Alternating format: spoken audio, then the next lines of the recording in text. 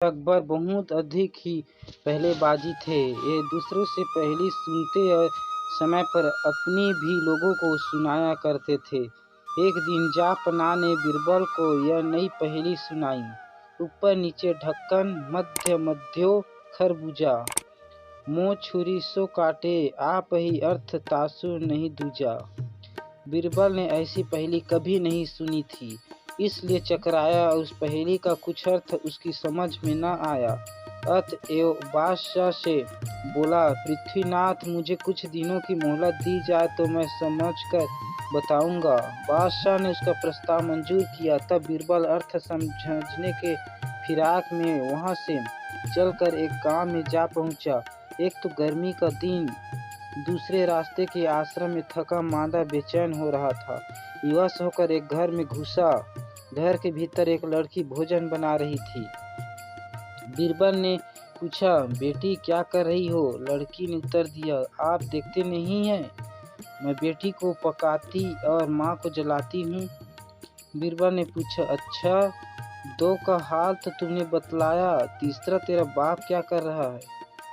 वह कहाँ है?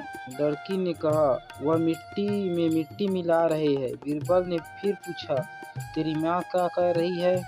लड़की ने उत्तर दिया, एक को दो कर रही है। बीरबल को लड़की से ऐसी आशा न थी। उसके उत्तर में वह एकदम आश्चर्यचकित हो गया।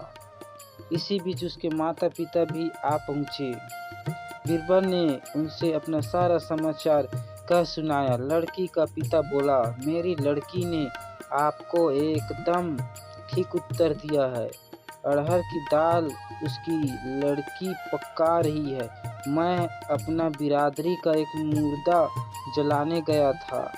स्त्री पड़ोस में मसूर की दाल दल रही थी। बीरबल को लड़की की पहेली से भरी बातों से बड़ा हर्ष हुआ। उसने मन में सोचा कि शायद बादशाह की पहेली का भेद खुल जाए, इसलिए लड़की के पिता से पहेली का अर्थ पूछा।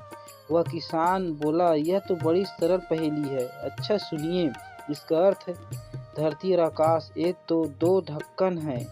इसके अंदर निवास करने वाला मनुष्य खरबूजा है।